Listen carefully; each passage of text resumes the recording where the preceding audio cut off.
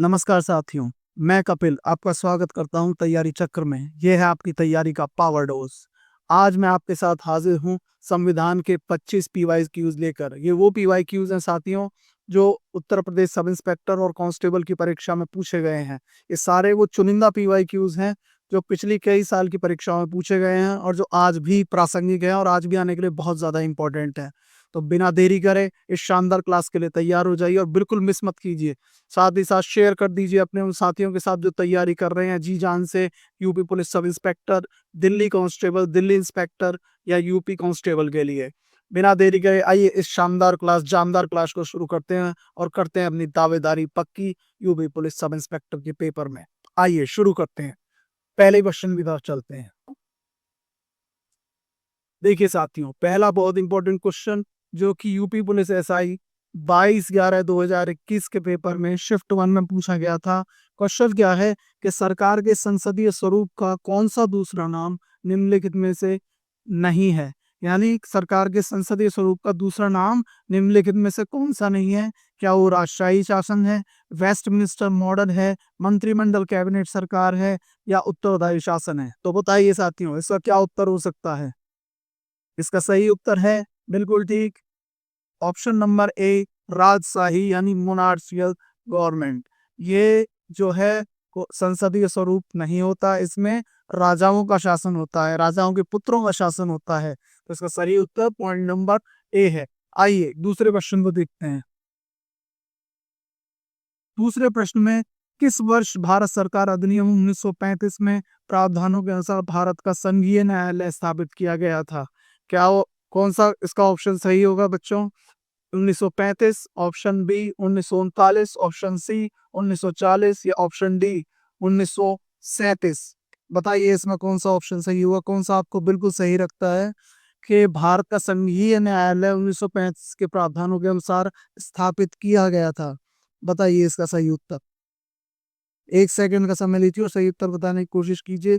इसका सही उत्तर है बच्चों 1937। इसका सही मैं आपको थोड़ा सा अगर विवरण दूं, एक्सप्लेनेशन दूं, तो इसका गठन 1 अक्टूबर 1937 को किया गया था। इसमें 8 न्यायाधीशों का प्रावधान था। 8 न्यायाधीशों का प्रावधान था, लेकिन नियुक्त कितने हुए, नियुक्त कितने किए गए थे, ये इंपॉर्टेंट बात रहेगी आपके लिए। नियुक्त कितने किए गए थे, केवल 3 न्यायाधीशों की नियुक्ति ही हो पाई थी। तो बच्चों ये बात आप याद रखें, ये बहुत ज्यादा इंपॉर्टेंट बात हो गई आपके लिए। इसको साथ के साथ आप नोट करते हुए चलेंगे। एग्जैक्ट डेट ही मैंने आपको बताई है 1 अक्टूबर 1937। तो बिना देरी करे अपने अगले प्रश्न की तरफ चलते हैं।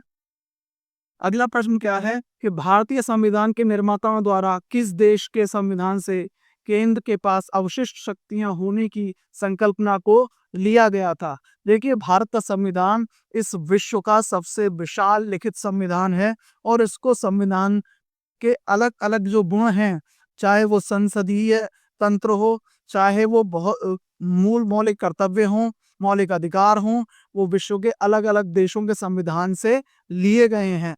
और इसी में से एक पॉइंट है कि भारतीय संविधान के निर्माताओं द्वारा किस देश के संविधान से केंद्र सरकार के पास अवशिष्ट शक्तियां होने की संकल्पना को लिया गया था। संयुक्त राज्य अमेरिका, ऑस्ट्रेलिया, कनाडा या यूनाइटेड किंगडम। तो इसका सही उत्तर क्या होगा बच्चों। सही उत्तर है इसका कनाडा। कनाडा का संविधान वो था जिससे इस गुण को लिया गया था। आइए अगले प्रश्न की तरफ चलते हैं। अगला प्रश्न, निम्नलिखित में से किस अधिनियम को मॉन्टेग्यू चेम्सफोर्ड सुधार के रूप में माना जाता था। क्या वो ऑप्शन ए भारत सरकार अधिनियम 1919, ऑप्शन बी भारतीय परिषद अधिनियम 1892, ऑप्शन सी भारतीय परिषद अधिनियम 1961 या भारत सरकार अधिनियम 1935।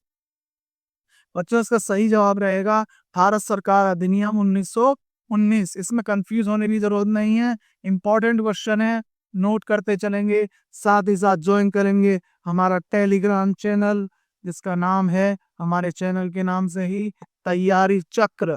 इसका लिंक आपको डिस्क्रिप्शन में मिलेगा। साथ ही साथ हम पिंड कमेंट में भी इसके लिंक को डालने की कोशिश करेंगे।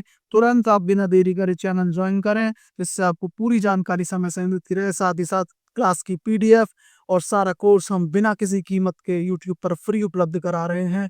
कोई आपसे 1 रुपया भी नहीं लिया जा रहा है। आइए तुरंत अगले प्रश्न की तरफ बढ़ते हैं। अगला प्रश्न है कि किसके मामले में एक समतावादी सामाजिक व्यवस्था की स्थापना को संविधान की मूल संरचना के रूप में माना गया था? क्या ऑप्शन ए सुनील बत्रा बनाम दिल्ली प्रशासन, ऑप्शन बी मेनका गांधी बनाम भारत संघ, option C national council for civil liberties बनाम भारत संघ, या समता बनाम आंध्र प्रदेश राज्य? तो बच्चों, इसका सही उत्तर है समता बनाम आंध्र प्रदेश राज्य। ये समता क्या है बच्चों? ये एक एनजीओ था। ये दक्षिण भारत का एक एनजीओ था समता के नाम से, और इसने जो आदिवासी समुदाय हैं, आदिवासी समुदाय के हक के लिए लड़ा था। और इसमें निर्णय ये आया था, माननीय न्यायाधीशों का, माननीय न्यायालय का निर्णय ये था कि आदिवासी जो वन क्षेत्र हैं और जो इनके साथ साथ उनके खेत हैं, जो कृषि योग्य भूमि है, उनका प्रयोग या तो कौन करेगा बच्चों? दो ही लोग कर सकते हैं, या तो वो स्वयं करेंगे या सरकार सरकारी कार्यों में उनका प्रयोग कर सकती है। इनका प्रयोग अन्य प्राइवेट निजी रूप में प्रयोग नहीं होगा। आदिवासियों की जमीन का प्रयोग निजी रूप में नहीं हो सकता है। ये किस फैसले में कहा गया? ये कहा गया है समता बनाम आंध्र प्रदेश राज्य के फैसले में। आइए अगले प्रश्न की ओर बढ़ते हैं बिना देरी करें। अगला प्रश्न क्या है? 1909 के भारतीय परिषद अधिनियम को किस रूप में जाना जाता था? मॉन्टेग्यू चेम्सफोर्ड सुधार, साइमन कमीशन, क्रिप्स कमीशन, या मार्ले मिंटो सुधार? चारों ही बहुत इंपॉर्टेंट है। डिटेल में अगर आप संविधान पढ़ना चाहते हैं तो उस चारों पॉइंट्स को आप ध्यान से पढ़ेंगे, ध्यान से समझेंगे। लेकिन फिलहाल बात करें अगर इस क्वेश्चन की, तो इसमें इसका आंसर रहेगा point number D, Morley Minto सुधार। आइए अगले क्वेश्चन की तरफ बढ़ते हैं बिना देरी करे। अपना अगला प्रश्न देखते हैं कि भारतीय संविधान में शक्तिशाली केंद्र वाला संघ, फेडरेशन विद स्ट्रॉन्ग सेंटर, निम्नलिखित में से किस संविधान से ली गई विशेषता है? क्या वो ऑस्ट्रेलिया का संविधान है, दक्षिण अफ्रीकी संविधान है, कनाडा का संविधान है, या संविधान है ब्रिटेन का, जिसे ब्रिटिश संविधान कहते हैं? तो इसका भी उत्तर क्या है? पिछले भी हमारे सवाल का उत्तर कनाडा का संविधान था, और इसका भी उत्तर कनाडा का ही संविधान है। कनाडा के संविधान से ही शक्तिशाली केंद्र वाला फेडरेशन विद स्ट्रॉन्ग सेंटर लिया गया है। आइए आगे अगला प्रश्न देखते हैं कि नई दिल्ली में पहली बार संविधान सभा की बैठक कब हुई थी? Most important question. अगर मैं इसे मोस्ट इंपॉर्टेंट क्वेश्चन कह रहा हूं तो सोच समझ के ही कह रहा हूं। इस संविधान सभा की जो पहली बैठक थी वो कब हुई थी दिल्ली में? ये बात ध्यान लगाने वाली है। तो संविधान सभा की पहली बैठक जो हुई थी दिल्ली में, क्या वो 26 दिसंबर 1946 को हुई, 26 जनवरी 1647 को हुई? ये तो खैर बेमतलब की बात यहाँ गलत लिखी हुई है, 1947 लिखा हुआ है। 9 दिसंबर 1946 को हुई, या 26 नवंबर 1946 को हुई? तो इसका सही उत्तर रहेगा 9 दिसंबर 1946 को संविधान सभा की पहली बैठक हुई थी। अगर मैं इसके इंपॉर्टेंट पॉइंट्स को यहाँ पॉइंट आउट करने की कोशिश करूं तो इसमें जो सबसे उम्रदराज वरिष्ठ सदस्य थे उस समय संविधान सभा के, जिनका नाम था सच्चिदानंद सिन्हा। सच्चिदानंद सिन्हा जो उस समय के संविधान सभा के सबसे वरिष्ठ सदस्य थे, उनको अस्थाई अध्यक्ष के रूप में चुना गया था। अस्थाई अध्यक्ष के रूप में चुना गया था संविधान सभा का। उसके बाद में 2 दिन 3 दिन बाद में स्थायी सदस्य के रूप में, स्थायी अध्यक्ष के रूप में चुन लिया गया था। किसको? आदरणीय राजेंद्र प्रसाद जी को। चलिए आगे चलते हैं। अगला प्रश्न देखिए, भारत में अध्यक्ष स्पीकर, स्पीकर जो होता है और उपाध्यक्ष यानी डिप्टी स्पीकर जो होता है वो किस प्रावधान के तहत सृजित हुए हैं? भारत, पहला ऑप्शन है भारत परिषद अधिनियम 1909, दूसरा है भारत सरकार अधिनियम 1935, तीसरा भारत सरकार अधिनियम 1919 या डी है 1947 का भारतीय स्वतंत्रता अधिनियम। तो बताइए इसमें से कौन सा उत्तर बिल्कुल ठीक है? तो सही उत्तर है इसका ऑप्शन नंबर सी, भारत सरकार अधिनियम 1919। देखिए बहुत सारे अधिनियम हैं, सबके अलग अलग गुण हैं, सबसे अलग अलग चीजें काम आती हैं, लेकिन यहाँ पर जो चर्चा हो रही है कि स्पीकर और डिप्टी स्पीकर का प्रावधान भारत सरकार अधिनियम 1919 से लिया गया है। अगले प्रश्न की तरफ बढ़ते हैं।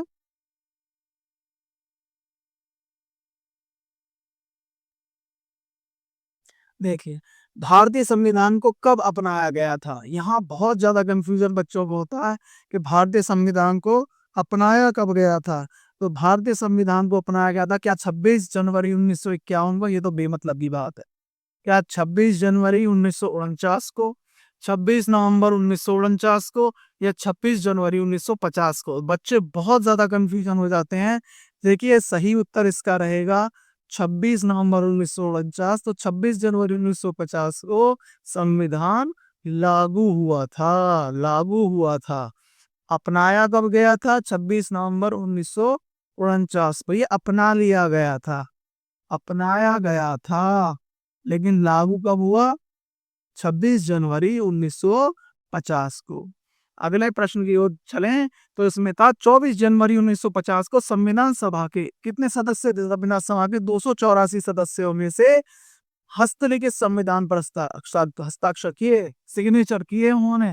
जो संविधान जो था हमारा प्रिंटेड संविधान नहीं था, हाथ से लिखा हुआ संविधान था, उस पर जो हस्ताक्षर करे उसमें महिलाएं कितनी शामिल थी?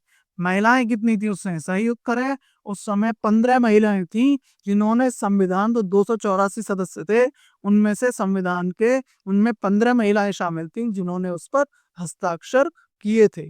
आइए बिना देरी करे हम अगले प्रश्न की ओर बढ़ते हैं। तो ये प्रश्न मैं आपको बता रहा हूँ मोस्ट इंपॉर्टेंट क्वेश्चंस है। अब अगला प्रश्न हम देखेंगे। देखिए, भारत के संविधान को 1946 के कैबिनेट मिशन योजना के तहत गठित एक संविधान सभा द्वारा तैयार किया गया था। इस संविधान सभा में संविधान तैयार करने के लिए कितनी समितियां थी? बच्चों यहाँ क्या हुआ था, इस प्रश्न का उत्तर गलत दे दिया गया। यहाँ पर प्रश्न का उत्तर दिया ही नहीं है, सारे के सारे आंसर यहाँ पर गलत हैं। तो यहाँ पर जो समितियां थी बच्चों, वो ना तो 7 थी, ना 15 थी, ना 10 थी और ना ही 13 थी। असलियत में यहाँ पे जो समितियां थी वो कुल मिलाकर 23 समितियां थी। कितनी समितियां थी? 23 समितियां बनाई गई थी। तो इस बात को आप ध्यान रखेंगे। मैं आगे चलता हूँ। देखिए 9 दिसंबर 1946 को नई दिल्ली में संविधान सभा की पहली बैठक हुई, संविधान सभागृह में हुई। अब इसे क्या कहा जाता है? उसे उस समय संविधान का सभागृह कहा जाता था, लेकिन इस समय उस संविधान के सभागृह को जो संसद भवन है उसमें क्या कहा जाता है? तो उसमें उसे संसद भवन का सेंट्रल हॉल, केंद्रीय कक्ष, इसको क्या कहते हैं? सेंट्रल हॉल कहा जाता है। ठीक है, ये इंपॉर्टेंट बात है, इसको बहुत ज्यादा ध्यान से आप लोग देख लेंगे। चलिए नेक्स्ट नेक्स्ट है, किसने गवर्नर जनरल और प्रदेश के गवर्नरों को संवैधानिक प्रमुख का दर्जा दिया है? गवर्नर जनरल और प्रदेश के गवर्नरों को संवैधानिक प्रमुख है। जिस प्रकार के देश के राष्ट्रपति देश के मुखिया होते हैं, उसी प्रकार के राज्य का जो गवर्नर होता है वो राज्य का सबसे पहला नागरिक होता है। तो यहाँ किसने अधिकार दिया? भारतीय स्वतंत्रता अधिनियम ने, संविधान सभा ने, या निदेशक सिद्धांत ने, या भारत सरकार अधिनियम ने? तो किसने दिया? असलियत में इसे अधिकार दिया गया है भारतीय स्वतंत्रता अधिनियम ने। ठीक है, ये यूपीएसआई बैच 13 दिसंबर 2017 का यूपीएसआई बैच का थर्ड का ये क्वेश्चन आया हुआ है। अगले क्वेश्चन को अगर हम देखें तो अगले क्वेश्चन में आप देखोगे संविधान सभा का अंतिम सत्र कब आयोजित किया गया था? लास्ट सत्र। पिछली बार अभी थोड़ी देर पहले क्वेश्चन आया था, उसमें मैंने आपको पहले सत्र की जानकारी दी थी। अब इसमें हम देख रहे हैं संविधान सभा का आखिरी सत्र कब आयोजित किया गया था? तो इसके ऑप्शन है आपके सामने। ये कब आया क्वेश्चन बच्चों? यूपीएसआई में ही आया है, बैच 2 में 14 दिसंबर 2017 के ऑनलाइन पेपर में ये पूछा गया था। तो इसके ऑप्शंस हैं 26 जनवरी 1950, 24 जनवरी 1950, 29 जनवरी 1952। ये तो देखिए हंसी की बात हो गई, बिल्कुल गलत है। 1952 क्या 50 में संविधान लागू ही हो गया था, ये बिल्कुल गलत है। चाहे 24 जनवरी 1950 है या 26 नवंबर 1949। तो बच्चों जो इसके आखिरी सत्र था उसका सही उत्तर है 24 जनवरी 1950, इसका सही उत्तर है। आइए अगले प्रश्न की ओर बढ़ते हैं। 18वां क्वेश्चन, 17वां क्वेश्चन है, कौन सा भारत के संविधान के बारे में सही बात है? नंबर 1, ये दुनिया में किसी भी संप्रभु देश का सबसे बड़ा संविधान है, यानी जो हमारे जितने भी वर्ल्ड में डेमोक्रेटिक कंट्रीज हैं, लोकतांत्रिक देश हैं जिनमें संविधान है, तो क्या ये सबसे बड़ा संविधान है? नंबर 2, संसद संविधान को निरस्त कर सकती है, क्या संसद को अधिकार ये प्राप्त है कि वो किसी भी देश के संविधान को या भारत की संसद को ये अधिकार प्राप्त है कि वो भारत के संविधान को निरस्त कर सके? या नंबर सी, यह संसदीय सर्वोच्चता प्रदान करता है, संवैधानिक सर्वोच्चता नहीं। क्या संविधान संसद को सबसे ऊंचा मानता है, संविधान को सबसे ऊंचा नहीं मानता? आइए तो मैं देख इसका उत्तर क्या पहला सही है, दूसरा और तीसरा सही है, या ए और सी सही है, या ए और बी सही है?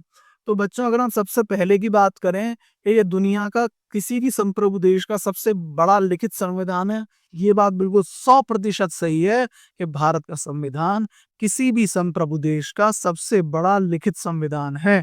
और दूसरी बात, संसद संविधान को निरस्त कर सकती है, बिल्कुल गलत बात है। संसद संविधान में संशोधन कर सकती है। क्या कर सकती है? संशोधन कर सकती है, निरस्त नहीं कर सकती। इसके अलावा लिखा हुआ यह संसदीय सर्वोच्चता प्रदान करता है, संवैधानिक सर्वोच्चता नहीं, ये भी गलत बात है। ये किसकी सर्वोच्चता प्रदान करता है? संविधान की सर्वोच्चता प्रदान करता है, संसद की सर्वोच्चता प्रदान नहीं करता। तो केवल इसमें ऑप्शन नंबर ए सही माना जाएगा। तो सही उत्तर ये हो गया आपका ऑप्शन नंबर ए, कि दुनिया का सबसे बड़ा संविधान है। आइए आगे चलते हैं। अगला क्वेश्चन, निम्न में से कौन सा संविधान सभा के बारे में सही है? संविधान का मसौदा तैयार करना ही संविधान सभा का एकमात्र कार्य है, या एक बार जब संविधान अस्तित्व में आ जाता है संविधान सभा भंग कर दी जाती है? अब इन दो ऑप्शंस में से आपको रिजल्ट निकालना है, क्या दोनों सही हैं, या केवल पहला सही है, या केवल दूसरा सही है, या ए और बी में से कोई भी सही नहीं है। कब आया था? यूपीएसआई के बैच नंबर 3 में। ये 15 दिसंबर 2017 के पेपर में पूछा गया, बहुत इंपॉर्टेंट क्वेश्चन है। तो आइए थोड़ा सा इसमें डिस्कशन कर लें। देखिए, संविधान सभा का मसौदा तैयार करना ही संविधान सभा का एकमात्र कार्य है, ऐसा नहीं है। संविधान सभा का मसौदा तैयार करना तो उसका बहुत महत्वपूर्ण कार्य है ही, इसके अलावा और भी बहुत सारे कार्य हैं जिनका संपादन करना संविधान सभा का कार्य था। इसके अलावा दूसरी बात, जब तो ये बात तो हो गई गलत, आगे है एक बार जब संविधान अस्तित्व में आ जाता है तो संविधान सभा भंग कर दी जाती है। बिल्कुल 100% सही बात है। संविधान सभा की आखिरी बैठक के बाद संविधान सभा को भंग कर दिया गया था। तो ये बात तो बिल्कुल ठीक हो गई। तो ऑप्शन कौन सा सही हो गया? केवल बी वाला, यानी कि option number C is the right answer. चलिए आगे देखते हैं। 20वां क्वेश्चन, 19वां, वह कौन से नेता थे जो केंद्रीय विधानसभा के अध्यक्ष थे 1946 से लेकर 1947 तक? फिर वे संविधान सभा के अध्यक्ष बने और तत्पश्चात वे लोकसभा के अध्यक्ष भी बने। बच्चों, याद करने का सीधा तरीका, कुछ भी याद ना हो, चलो ऊपर की बातें आपको। तो लोकसभा के प्रथम अध्यक्ष तो आप सब याद करके ही जाएंगे, और कौन नहीं जानता उनका नाम? गणेश वासुदेव मावलंकर जी हमारे लोकसभा के पहले अध्यक्ष थे। ये यूपीएसआई बैच फर्स्ट में 22 दिसंबर 2017 के पेपर में पूछा गया। बहुत बहुत इंपॉर्टेंट क्वेश्चन है, इसको तुरंत तैयार करके आप रख लेंगे, आने के लिए तैयार क्वेश्चन है। किसी भी पेपर में संविधान में ये क्वेश्चन पूछा जाता है। आइए अगले क्वेश्चन की तरफ बढ़ते हैं। तो भारतीय संविधान लागू होने से पहले भारत का प्रशासन मूल रूप से किस दस्तावेज के अनुसार होता था? भाई भारतीय संविधान जब लागू हुआ उससे पहले भी तो शासन चला करता था, अंग्रेज भी तो कोई शासन चलाते थे। तो वो कौन से दस्तावेज से, कौन से नियम कानून से देश को चलाया करते थे? प्रश्न ये है। पहला है east India stock dividend redemption act 1873, भारतीय स्वतंत्रता अधिनियम 1947, भारत सरकार अधिनियम 1919, या भारत सरकार अधिनियम 1935। तो इसका सही उत्तर क्या है? इसका सही उत्तर है भारत सरकार अधिनियम 1935। ये इसका बिल्कुल सही उत्तर है। बच्चे इसके विषय में अगर हम बात बताने की कोशिश करूं तो भारत सरकार अधिनियम 1935 में कुल मिलाकर 321 धाराएं थी। कितनी धाराएं थी? 321 धाराएं थी और 10 भागों में ये बटा हुआ था। इसके अनुसार ही उस समय जो ब्रिटिश सरकार थी भारत का प्रशासन चलाया करती थी। ये बात बहुत ध्यान रखने वाली बात हो गई आपके लिए। आइए, मूल हस्तलिखित भारतीय संविधान के प्रत्येक पृष्ठ को किसके कलाकारों द्वारा निखारा और सजाया गया था? 20 दिसंबर 2017 के यूपीएसआई बैच 2 का क्वेश्चन, बहुत important, very very important question. बच्चों, जो हमारा संविधान था वो हस्तलिखित संविधान था, हैंड रिटन था। कैसा संविधान था? हैंड रिटन, लिखा गया संविधान था। ये प्रिंटेड संविधान नहीं था। आज भी ये संविधान संविधान के जो म्यूजियम है उसमें रखा हुआ है। ये प्रिंट बाद में हुआ था। और इसको कहाँ के कलाकारों ने? शांति निकेतन के कलाकारों ने सुंदरता से सजाया था उसको। तो ये बहुत ज्यादा बहुत बहुत इंपॉर्टेंट क्वेश्चन आपके पेपर के लिए बन गया है। इसको ध्यान से आप करेंगे। अब अगले प्रश्न की ओर बढ़ते हैं। तो निम्नलिखित कार्यों में से कौन सा संविधान सभा द्वारा नहीं किया गया था? पहला, इसे राष्ट्रमंडल में भारत की सदस्यता का अनुमोदन किया। दूसरा, इसने राष्ट्रगान और राष्ट्रगीत को अंगीकृत किया। तीसरा, इसने देश के प्रथम प्रधानमंत्री के रूप में जवाहरलाल नेहरू को चुना।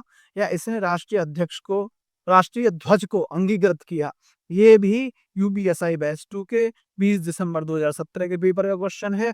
बच्चों, ये बात बिल्कुल ठीक है कि इसने राष्ट्रमंडल में भारत की सदस्यता का अनुमोदन किया। दूसरा, राष्ट्रगान और राष्ट्रगीत को अंगीकृत किया। बिल्कुल ठीक है, ये सब काम संविधान सभा द्वारा किए गए। इसी ने राष्ट्रीय ध्वज को भी अंगीकृत किया। लेकिन बच्चों, प्रधानमंत्री चुनना संविधान सभा का कार्य नहीं था। प्रधानमंत्री, जो हमारे प्रथम प्रधानमंत्री थे पंडित जवाहरलाल नेहरू, उनको चुनना भारत की जनता ने उन्हें चुना, चुनाव के द्वारा उन्हें चुना, संविधान सभा ने उन्हें नहीं चुना। तो ये प्रश्न क्या हो गया? इसे किसने चुना था प्रधानमंत्री जी को? भारत की जनता ने चुना था, ना कि संविधान सभा ने इनको चुना था। तो जो ये था, ये उत्तर, ये चीज गलत है। लेकिन आंसर इसका यही है। हमें यही चुनना था, जो नहीं किया गया, नहीं वाली चीज चुननी थी। ठीक है, आगे चलते हैं बिना देरी करे। आज के जो 23वां क्वेश्चन है उसको देखते हैं 25 में से।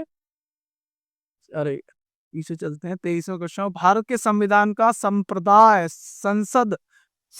संसद नए राज्यों को बनाने और बदलते कानून, सीमाओं या मौजूदा कानून के नाम से उपयुक्त कानून बना। कौन सा अनुच्छेद ऐसा बना भारत के संविधान का जो नए राज्यों को बनाने और बदलने का बना? तो ये भी 15 दिसंबर 2017 के यूपीएसआई बैच 1 का क्वेश्चन है। और इसका सही उत्तर रहेगा अनुच्छेद नंबर 3। ये नए राज्यों से संबंधित था। और अगले क्वेश्चन को अगर हम देखें,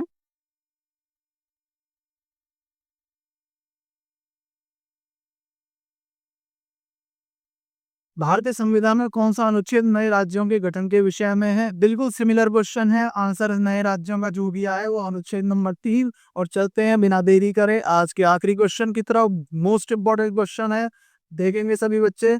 आखिरी क्वेश्चन है, भारतीय संविधान में इस समय कितनी अनुसूचियां हैं? तो बच्चों, सब जानते हैं भारतीय संविधान में इस समय 12 अनुसूचियां हैं। और हमारे जो स्टार्टिंग में संविधान था उसके बारे में बता दूं, जो हमारा संविधान 26 जनवरी 1950 को लागू हुआ था। उस समय इन स्टार्टिंग, मैं यहाँ लिख देता हूँ, सॉरी, एक मिनट रुक जाइए।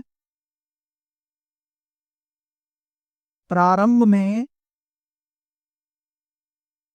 संविधान में 395 अनुच्छेद, 22 भाग और 8 अनुसूचियां थी।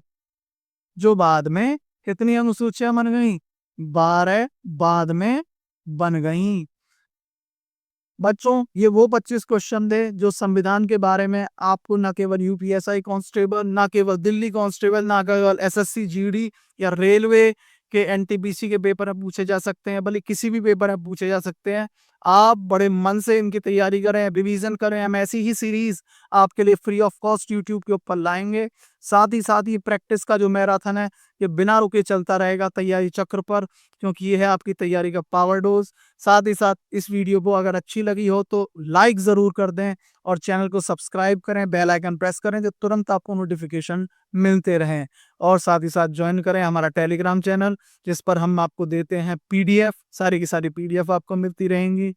इसी के साथ आज के लिए मुझे विदा दीजिए। जय हिंद, जय भारत।